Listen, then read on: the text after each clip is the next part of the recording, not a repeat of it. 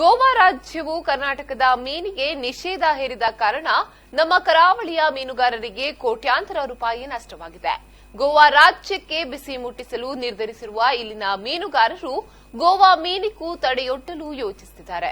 ಒಂದು ವೇಳೆ ಕಡಲ ಮಕ್ಕಳು ಬೀದಿಗಿಳಿದ್ರೆ ಅಂತಾರಾಜ್ಯ ಸಂಬಂಧದ ಮೇಲೆ ವ್ಯತಿರಿಕ್ತ ಪರಿಣಾಮ ಉಂಟಾಗಲಿದ್ದು ಸಮಸ್ಯೆಯನ್ನ ಶೀಘ್ರ ಬಗೆಹರಿಸುವುದು ಸವಾಲಾಗಿದೆ. 6 ತಿಂಗಳ ಕಾಲ ಕರ್ನಾಟಕ ಮೀನು ಆಮದು ಮಾಡಿಕೊಳ್ಳಲ್ಲ ಎಂದು ಗೋವಾ ಸರ್ಕಾರ ಹೇಳಿದೆ. ಕರ್ನಾಟಕದ ಮೀನಿನಲ್ಲಿ ವಿಷಕಾರಿ ಫಾರ್ಮಲಿನ್ ರಾಸಾಯನಿಕದ ಅಂಶವಿದೆ ಅನ್ನೋ ನೆಪವೊಡ್ಡಿ ಗೋವಾ ರಾಜ್ಯದ ಆಹಾರ ಸರಬರಾಜು ಇಲಾಖೆ ಈ ನಿರ್ಧಾರಕ್ಕೆ ಬಂದಿದೆ. ಆದರೆ ನಮ್ಮ ಕರಾವಳಿಯ ಮೀನಿನಲ್ಲಿ ಯಾವುದೇ ರಾಸಾಯನಿಕ ಅಂಶಗಳಿಲ್ಲ ಅನ್ನೋದು ವೈಜ್ಞಾನಿಕ ವರದಿಯ ಮೂಲಕ ಸಾಬೀತಾಗಿದೆ. ಹಾಗಾಗಿ ನಿಷೇಧವನ್ನ ತೆರವು ಮಾಡಬೇಕು ಎಂದು ಕರ್ನಾಟಕದ ಮೀನುಗಾರರು ಒತ್ತಾಯ ಹೇರಿದ್ದಾರೆ. ಗೋವಾ ರಾಜ್ಯ ಈ ಬೇಡಿಕೆಯನ್ನ ಮನ್ನಿಸದ ಕಾರಣ ಕಠಿಣ ನಿರ್ಧಾರಕ್ಕೆ ಬರಲು ತೀರ್ಮಾನಿಸಿದ್ದಾರೆ. ಗೋವಾ ರಾಜ್ಯದಿಂದಲೂ ಹೇರಳ ಪ್ರಮಾಣದ ಮೀನು ಕರ್ನಾಟಕ ಕರಾವಳಿಗೆ ಬರುತ್ತಿದ್ದು ಅದನ್ನ ಮಾರ್ಗದಲ್ಲಿ ತಡೆ ಹಿಡಿಯಬೇಕಾದಿತ್ತು ಎಂದು ಎಚ್ಚರಿಸಿದ್ದಾರೆ.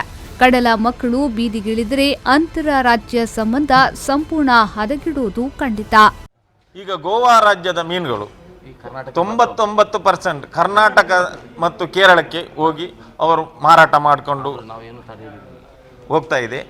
ಅದರ ಬಗ್ಗೆ ನಾವೇನು ಇಷ್ಟರವರೆಗೆ ಇದು ಆಗಲಿಲ್ಲ. ಇನ್ನೊಂದು 2-3 ದಿನದಲ್ಲಿ ಇದಕ್ಕೆ ನಮಗೆ ಏನಾದರೂ ಪರಿಹಾರ ಸಿಗದಿದ್ದಲ್ಲಿ ನಾವು ಕಠಿಣ ಕ್ರಮವಾಗಿ ಹೋರಾಟ ನಡೆಸ್ತಾ ಇದ್ದೇವೆ. ತುಂಬ ಲಾಸ್ ಆಗಿದೆ. ಅಂದರೆ ಗೋವಾಕ್ಕೆ ಹೋಗಿ ಬರೋಕ್ಕೆ ಒಂದು ದಿನ ನಮಗೆ ಆ ಗಾಡಿಯಿಂದ ನಷ್ಟ ಆಗಿದೆ. ಅದನ್ನು ರಿಟರ್ನ್ ಫಿಶ್ ಮಿಲ್ ಇದಕ್ಕೆ ನಾವು ಫಿಶ್ ಮಿಲ್ಗೆ ಕೊಟ್ಟದ್ದು ಉಂಟು. ವಾಪಸ್ ಕೇರಳಕ್ಕೆ 24 ಗಂಟೆಗಳ ತಡ ನಂತರ ಮಾರಾಟ ಮಾಡಿದ್ದು ಉಂಟು. ಬೇರೆ ಯಾವ ರಾಜ್ಯಗಳ ಮೀನುಗಾರರು ಕೂಡ ಕರ್ನಾಟಕದ ಮೀನುಗಾರರಷ್ಟು ಸಂಘಟಿತರಾಗಿಲ್ಲ. ಅದರಲ್ಲೂ ಮಲ್ಪಿಯಲ್ಲಿ ಏಷ್ಯಾದಲ್ಲೇ ಅತಿ ದೊಡ್ಡ ಸರ್ವಋತು ಮೀನುಗಾರಿಕಾ ಬಂದರು ಇದೆ. ಇಲ್ಲಿನ ಮೀನುಗಾರರು ರಾಜಕೀಯ ಶಕ್ತಿಯಾಗಿ ಹೆಚ್ಚು ಸಂಘಟಿತರಾಗಿದ್ದಾರೆ. ಒಂದು ವೇಳೆ ಗೋವಾದ ಮೀನಿಗೆ ಕರ್ನಾಟಕದಲ್ಲಿ ತಡೆಯಾದ್ರೆ ಪರಿಸ್ಥಿತಿ ಗಂಭೀರ ಹಂತ ತಲುಪಿದೆ. ಮೀನು ಮಾತ್ರವಲ್ಲದೆ ಗೋವಾದ ಯಾವುದೇ ವಾಹನ ನಮ್ಮ ರಾಜ್ಯ ಪ್ರವೇಶಿಸಲು ಬಿಡಲ್ಲ ಎಂಬ ಎಚ್ಚರಿಕೆಯನ್ನ ನೀಡಿದ್ದಾರೆ.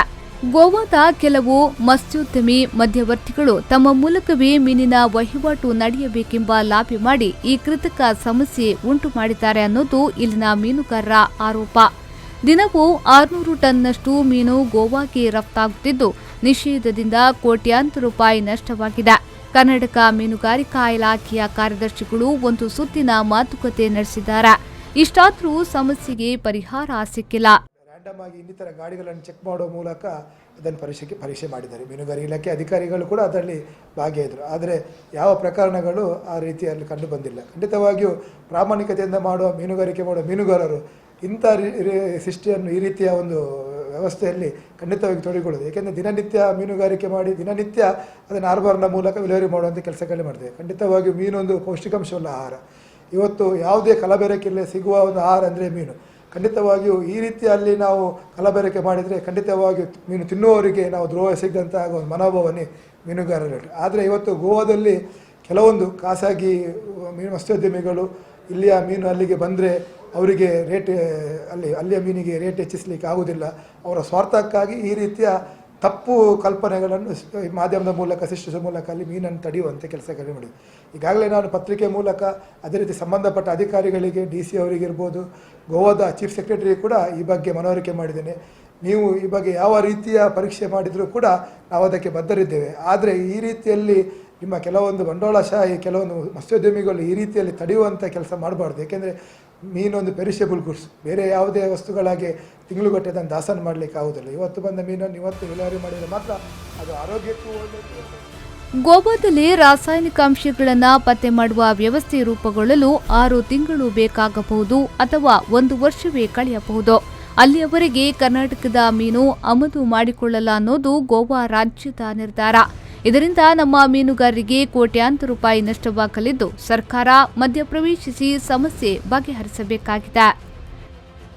ಪಲ್ಲವಿ ಸಂತೋಷ್, ವಿ4 ನ್ಯೂಸ್ 24/7 ಉಡುಪಿ.